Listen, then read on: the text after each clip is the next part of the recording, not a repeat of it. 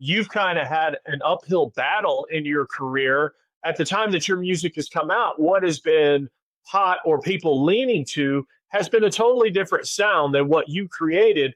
But what continued to make me a fan is you stayed true with your sound, even though each record is different. They sound very different than one another.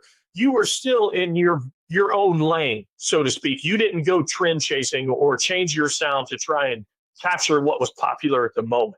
Man, I'm so glad you say that. That's something I've really tried to maintain. And I like new music. I like when trends come and happen. And, you discover, I try to, there's things sonically that happen. There's the way that all of a sudden drums are now being recorded differently. I think bringing in those things into your own music is about growth. I mean, that I enjoy. But the idea, I remember real early on in those days of looking for record deals, we'd sort of I'd established what I was and who I was, and the sound is. But I remember a couple of A&R people, they would come with these crazy recommendations. They'd be like, "I heard your record, I saw your show, I think you're incredible.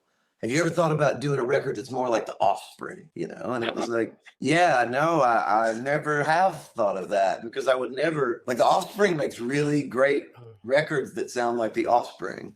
Why would you want my country ass making Offspring records?